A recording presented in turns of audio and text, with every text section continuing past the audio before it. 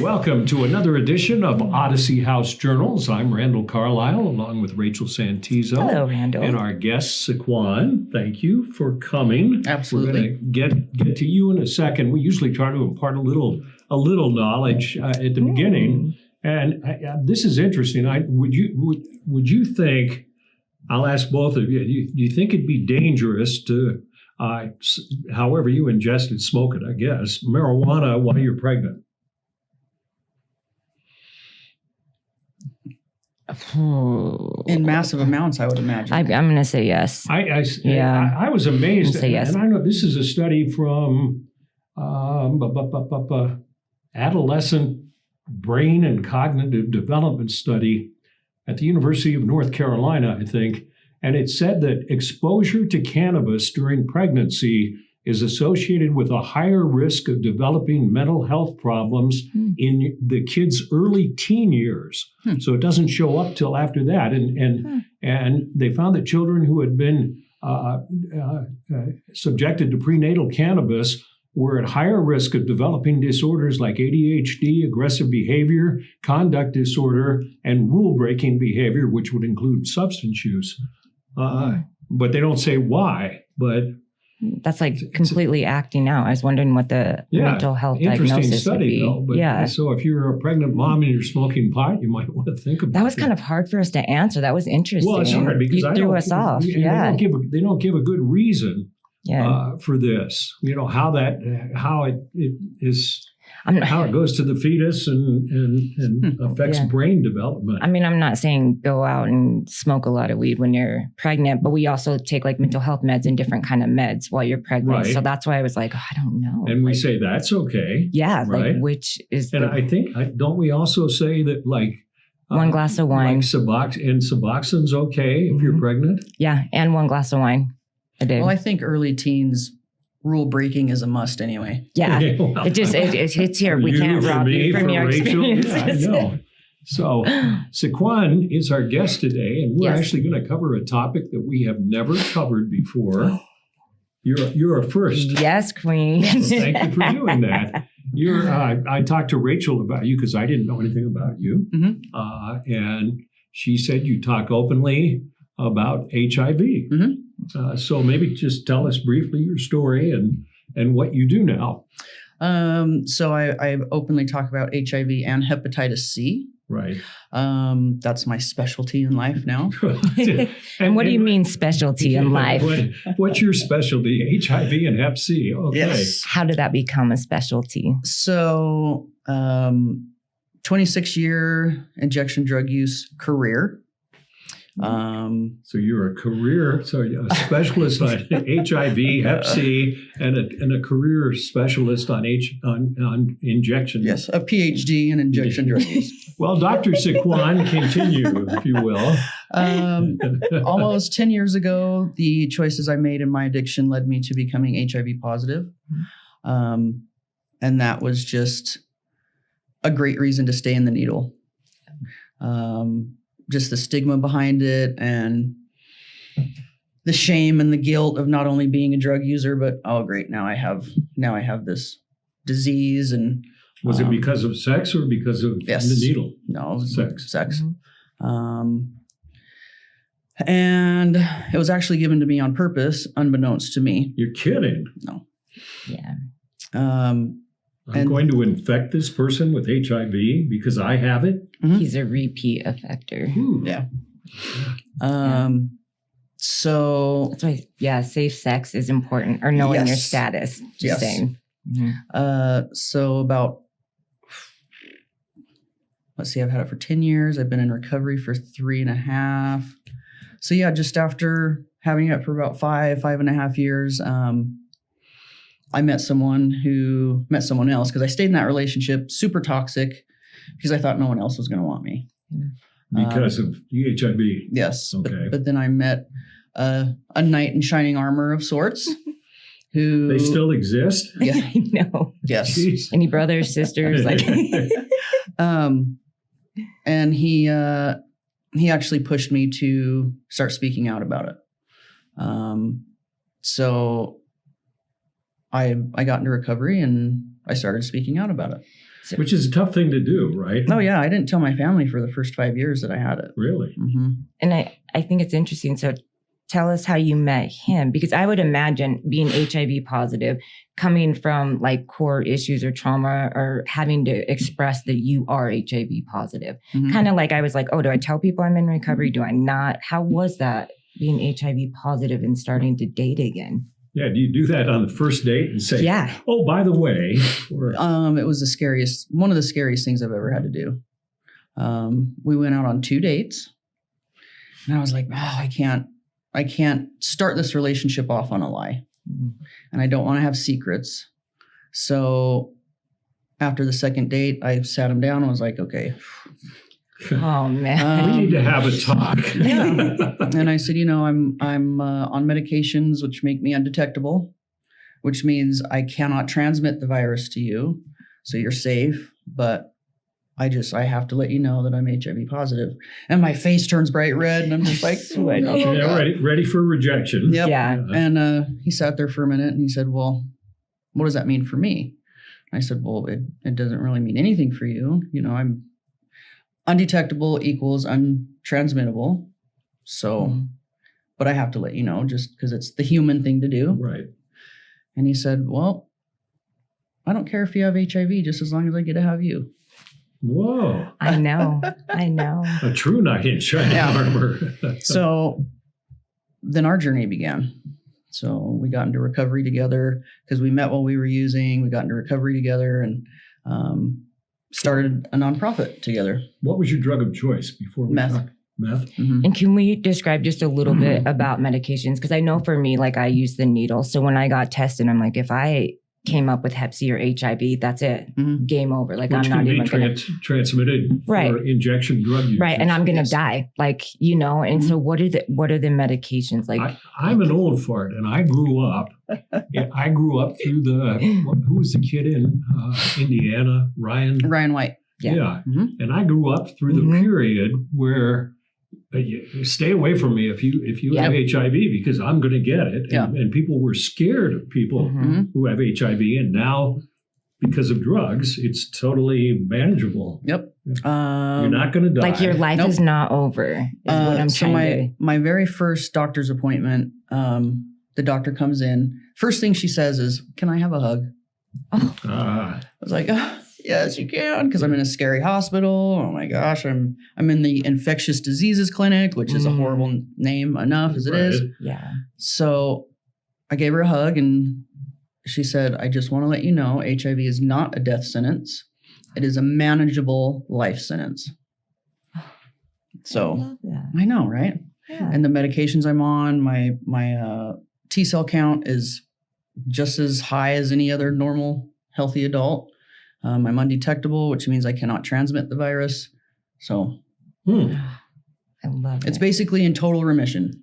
Wow. Yeah. That's people, and you said you got it through sex because you were screwed up on meth, right? Yeah. And so you made a bad choice. Yeah. And that happens frequently with people get pregnant, people get diseases and everything, and that's associated with drug use because your mind's screwed up and Our behaviors. you don't look at it the same way Well, and then other people do. yeah, it's our behaviors, and then you also have predators that pry on that, that see it and are like, okay, I'm gonna latch onto you. So back to your nonprofit that you before I so rudely interrupted you. Well, your shirt, it says hot. Tell us why are you so It's hot? a description of her, right? And if you're not watching on, you can watch this on YouTube. If you just go to YouTube and put in Odyssey House Journals, you'll be able to watch this.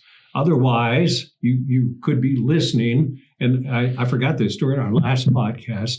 iTunes is one of our platforms. And if you're listening on iTunes, we'd like a review and maybe let us know what you think about this. So sorry to interrupt. That's okay. But got to get that little promo in there because my mind, I couldn't think of the word iTunes during the last podcast. Neither could I, though. It's okay. And I have an excuse because I'm an old fart. I know I'm in trouble. She's starstruck. That's what it is. It is. I am. So this stands for Hope on Tap. And TAP is spelled with 2 T's and 2 P's. testing, treatment, and peer-led prevention. Testing, treatment, and peer-led prevention. Mm-hmm. Cool. And so, and do you have, can people look it up on, Yes. if you Google it or something? Yep, hopeontap.com. We also have... So just of clarity, just if you're writing it down, hope, obviously, on, and then TTAPP.com. Yep. And they'll get And the Facebook page is at Know Your Status Movement, because we're starting a movement. And what is the movement and what's your message? That finding out your status is extremely important, not just for your own health and safety, but for your community. Sure. We are actually in a hepatitis C epidemic that is not being talked about because 65% of the new cases are injection drug users. And Utah doesn't really like to speak on those things. So it's not known about. How do you know this?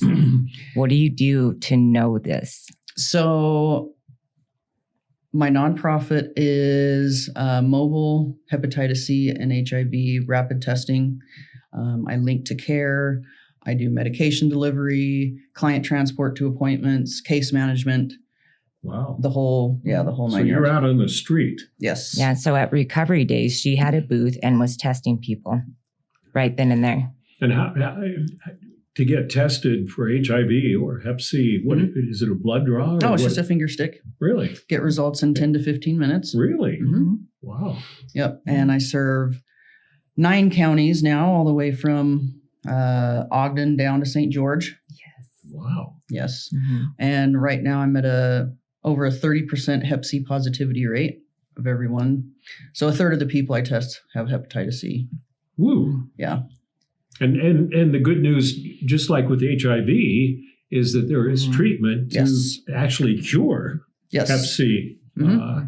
And the good news, and I hate to talk positive. No, I don't hate to talk positive about Odyssey House. Is our Martindale. they do sign my paycheck. It's probably good. We have a place called the Martindale Clinic, and you can presumably, if you're on Medicaid, or I think even if you're not on Medicaid, you can go in and you can get free treatment for Hep C. That's actually funny that you say that, because Martindale is my partner in clinic. Oh. Yes. See, I didn't even know that, but and if you had to walk into a doc's office and get the treatment for Hep C, it's astronomical, isn't it? What it would cost, like thousands and thousands of dollars. We do get people treated for free. Medicaid covers it, and if you don't qualify for Medicaid, there is a federal grant that Martindale Clinic has. Wow, that will get you covered anyway. I didn't even know you partnered with Martindale. Yeah. How long does it take? What is the treatment? Is it injections? No, it's 3 pills that you take once a day for 8 weeks, and you're cured. It's gone. And But it doesn't mean that you can't reinfect yourself. It doesn't make you invincible, but it does cure it. What would you say to somebody that's trying to find recovery? And here's another part of it, is that it doesn't matter where you're at in your journey, whether if you're actively using or not, like know your status and get tested. What would you tell somebody that's afraid to get tested? See, that's another reason that I'm doing what I'm doing, and I'm speaking out about it, is because the stigma is what's keeping us silent and keeping us hidden. I'm tired of my people dying, and I'm tired of them being alone. We don't have to feel that shame. We don't have to feel that embarrassment and that dirty, like we're tainted feeling. Right. We're lovable just like everyone else. And honestly, it's just like my daughter said it best. She's like, Mom, it's just like diabetes. Yeah. As long as you manage it, it's not That's a big. true of HIV. Yeah, it's not a big deal. You can't say I've cured HIV, but you can with Hep C. Yeah. Right. And why not cure something? If there's an option to it, why not do it? Right. Yeah. You're going to feel better. Because You're not going to die. a lot of people have have had Hep C for so long, that's their normal. They're tired all the time. That's their normal. You know, and a lot of people that I've helped cure, they come around, they're like, oh my God, this is what feeling Life really feels normal like? feels like. Wow, this I is like great. normal. Yeah. So you're really dedicated, and the people. I guess I think what you told me that you hang out with Soap to Hope people. Yes. With, January and Riggins, yeah. Riggins. Yep, that's and you guys, one of my community partners. and so you guys are actually dealing on the street. So if for those of you watching who or listening who have ever driven down North Temple or any of the more seedy parts of town, that would be your hangout area, Yep. right? The motels and 95% of my clientele are still using. A big handful of them are involved in sex work. So I bring services to them. But yes, the places that no one else really wants to go, those are the places that I specialize in. You know what I think is interesting too is it's like I used to stay off North Temple and stay at the All-Star Inn, right? And it's like what you've been saying this whole time is like, wait, I'm in a good relationship. Like someone loves me. You said you're a mom. Like what is that like? Like you have this beautiful life now when you come from a space HIV, substance use disorder, and you think that you're tainted. But I heard you say you're a mom. Like how cool is that? And you're talking to your daughter. Yep. I have a 23-year-old. Oh man, that makes me feel old. Yeah. It's makes you sound old. I didn't tell you the same age. Yeah, I have a great relationship with her now. I didn't have her for 10 years, obviously. Went to prison. Her dad had her, you know, same as a lot of people's stories. Yeah. So actually, this last treatment was my 7th or 8th time going through treatment. So it's the one that I learned the most out of because I was really ready. Which is I think the key to Yes, it is to recovery. I mean, you can go to any treatment place, and if you're not ready, it's not going to work. Yeah. Or if you are ready, almost any treatment place will work. Yes. Right. Yep.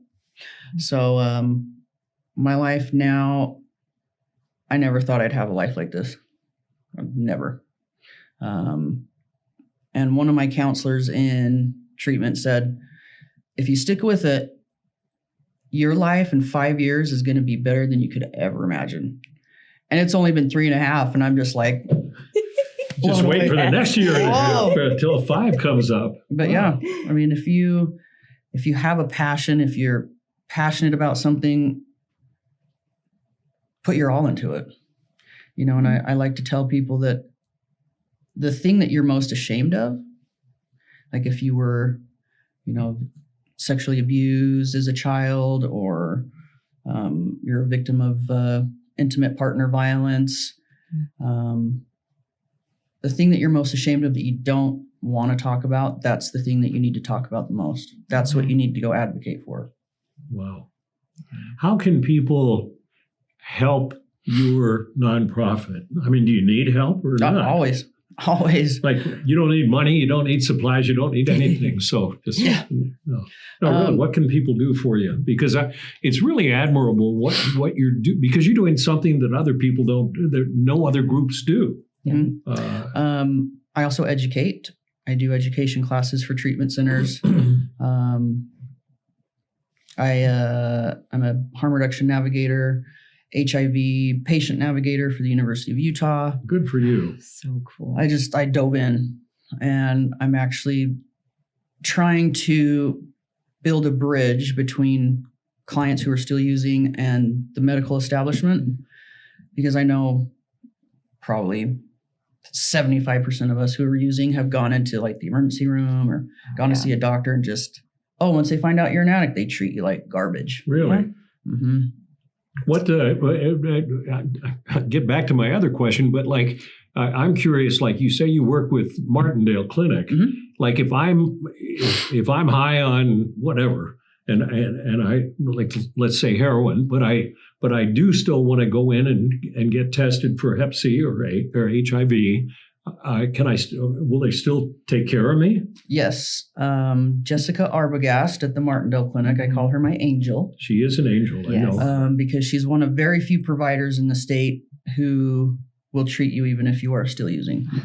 Wow. She loves the whole person. And she offers, of course, medically assisted treatment to get Right. you off of the street stuff. What does that mean? Medically assisted treatment is so if you're on heroin, obviously every time you use it, it could be the last time you use. Yeah. It could be your Right. death sentence. So medically assisted treatment is Suboxone. She also does Sublocade, Yes. Mhm. which is the shot form of Suboxone, Suboxone that lasts for a month. but it's once a month, which is, I think it's amazing. Vivitrol also. Yes. I'm a big Vivitrol supporter. I Yes. used Vivitrol when I got into recovery from alcohol. Yep. It works on alcohol and opiates. Yeah, Mhm. I think it's just important to express like what that is and the Yeah. options that are out there. Yeah. So I have built a team across the state of people who are very non-judgmental That's so good and Yep. so So important. because I'm very protective over my people. No, because of people like you, and I think because society is just getting a little better. I mean, not in all aspects, but I just think people are coming to have a more liberal view of addiction and recovery and stuff. Would you agree with that or not, or do you think there's Yeah. still this? You come into me and you tell me you're a drug addict or you're positive HIV. I don't want to be near you. It's getting better, but there's still a lot of work to do. Some of the questions I get when I have my education classes just make me realize how much uneducated people are still. Like what? Like a question that would shock you? Well, not shock you, but Well, I had this one girl who was just blown away that I had HIV because I was a girl, and it was only a gay dude's disease. wow. I had another guy. Oh, well, you can get HIV from having sex? I thought it was only from blood transfusions. I think there's another side to it. A story that stuck with me is that she has a friend where the family still makes him like eat in the back and eat off different silverware and plates and stuff because he is HIV positive. Really? Yeah. Even though he's on the drugs that Mhm. you're on. Mhm. Yeah. So it's Wow. like educating both sides of that too, because it's just sad. So there's still that whole stigma. Yeah. Yeah. Well, people stopped talking about it for quite a while. Yeah, you're right. How long have you been doing Odyssey House Journals? 3 years. And you've never talked Never. about it? No, well, okay. So That's How bad good am point. I? Well, no, There you go, it's just Randall. nobody talks about Yeah. it really anymore. And I never even thought about talking about it. And And also having someone like a leader step up and say, like, it is okay to talk about it. And Yeah. it is okay to still live life. And it is okay. So having you, especially boots on the ground, you create that change too Mhm. and that difference to open And those it's so doors. effective because Mhm. you are living with HIV. yes, I mean, if it was some doc saying, well, blah, blah, blah, you make a much more impressive point with people. yes, and it's good having lived experience because our community does have that mistrust of people who are not using or who haven't used or so to have somebody who's been there come in and be like, yo, I get it. Yeah. I've gone into places and tested people while they're using. You just got to do what you got to do. Back to my question about, do you need any help from Yes. your organization? Yes, we need lots of help. Yeah, okay. She leaned any- into the microphone on that one. That was a big one. Monetarily, yes. Supplies, any harm reduction supplies, body warmers. We're running into people needing socks and coats and blankets. A big percent of my population is unsheltered. Mhm. So I actually just posted a list on the Facebook page. Okay. Dog food, dog coats, body warmers, things like that. Where do you get your medical supplies? Those are provided to me by the Utah Department of Health. Okay, super. So Yes. the state's very much in favor of what you're doing. Yes. And for some reason, I mean, there are other people doing mobile outreach testing. I am the only woman in Utah with HIV who is speaking about it. And I'm the only person doing like outreach testing who is HIV positive. It's sort of ironic that because I've been to a lot of Utah Syringe Exchange Network meetings, and the state health department, and Utah was one of the beginning states to approve like a syringe exchange program, and you'd think we'd be one of the last. I mean, because we're not the most progressive state in the world, and so them supporting you is pretty significant. Well, they know that I can get into places that a lot of other people won't.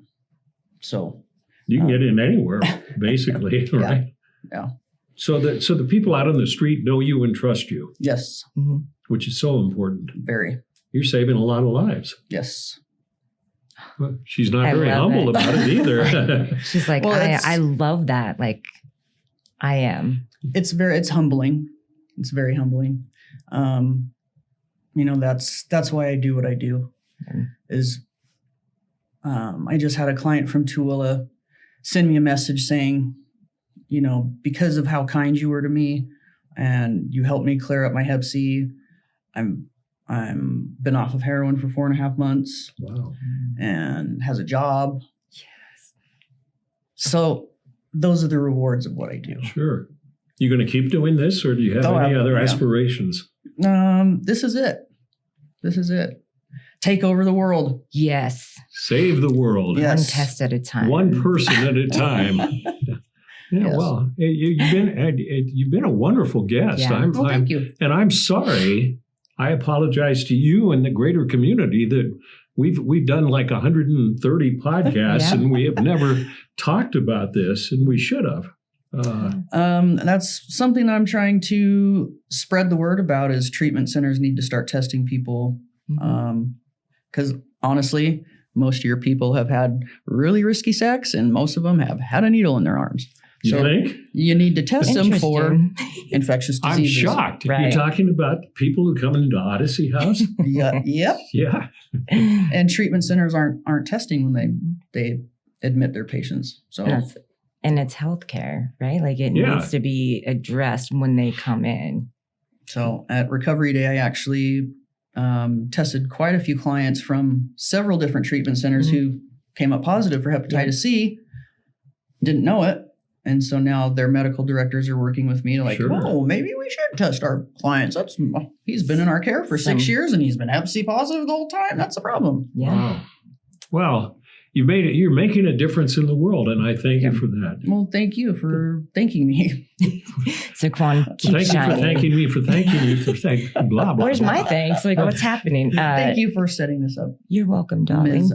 Rachel. Thank you. Very impressive guest. Yeah. You just keep shining. And what's let's repeat how people can check on your organization. www.hopeontap.